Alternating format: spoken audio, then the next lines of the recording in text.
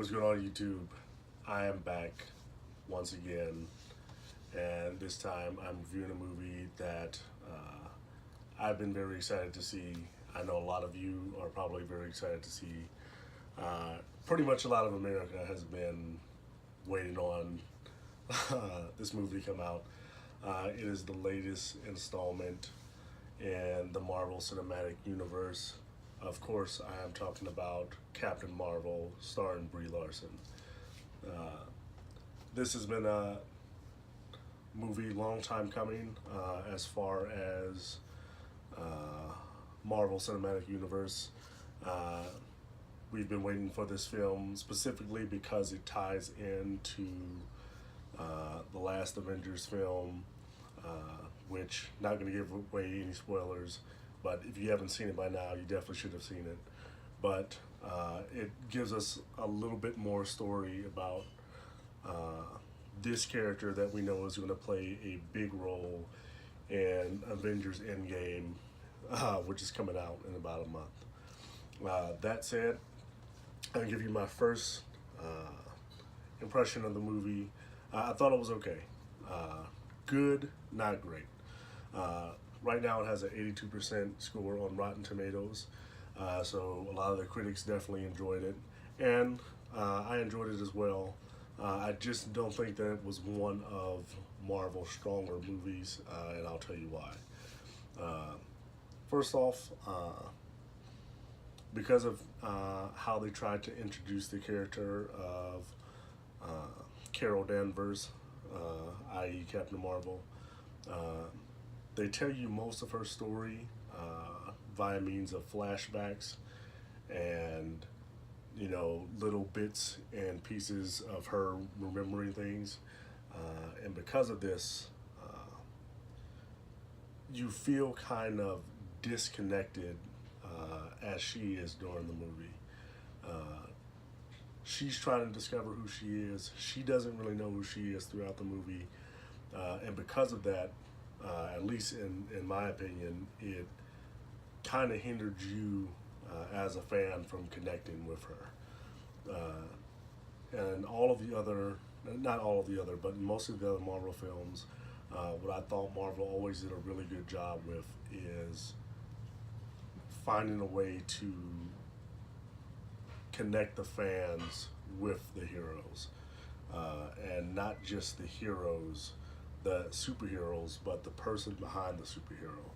And I really felt that had been the strength of many other films, was that with Spider-Man you connected with Peter Parker, with Captain America you connected with Steve Rogers, and then they had been having trouble doing this with Thor until eventually the third film, where you really did, looking back over the entire franchise, you felt like you connected with Thor. And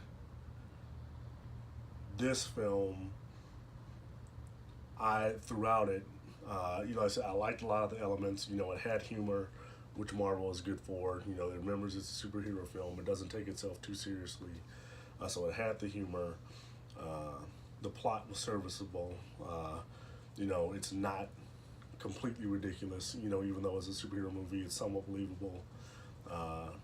Not completely grounded in reality, because once again, it is a superhero film. So it had those things that you would expect from a Marvel movie, but it's hard to put into words. But I think I want to say that human component, I felt that it was missing. It was hard for me to connect with Carol Danvers. I very much enjoy the character of the superhero Captain Marvel, but the person behind that superhero, it was kind of hard to connect with. And so that, I would say, is kind of what is preventing me from giving it a higher score. Right now, this is something I might revisit, especially after I see the new Avengers movie in about a month.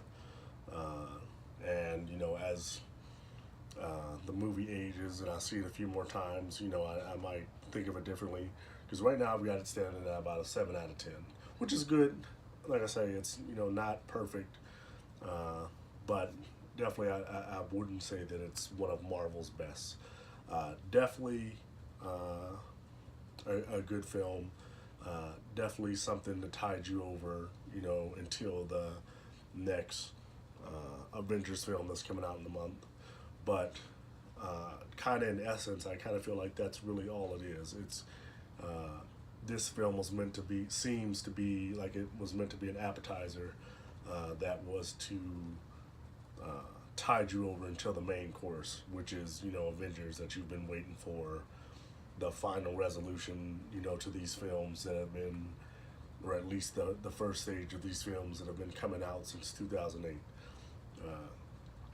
So in that respect, I would say it did its job. It's definitely uh, get me excited for the film coming up, give me some things to think about, and once again pulls me back into that story before diving into the main course. But that's it. That's it. Any Marvel fan, definitely, I should say, you should go and see it. If you've been keeping up with the rest of the movies, it's definitely a must see as far as continuing with the rest of the films. If you haven't seen any Marvel films, if you just like superhero films, I'd say it's worth watching. If you like action films, I do think that you will enjoy this one. Just being completely honest, I just don't think it's, if you're not a Marvel fan, or if you're not a big superhero person, it's not, if you see this film, it's not something that's going to stay with you after you've seen the film. It's it's a superhero film for sure, but I don't really feel like it kind of transcends that in any way. It's going to be one of the films that's just, hey, this was the origin story for Captain Marvel, and then it's just filed in with the rest of, Marvel's library. It's not going to be one of those standout entries that, some of the Captain Americas and some of the Iron Man have been. But still, like I said, definitely go see it.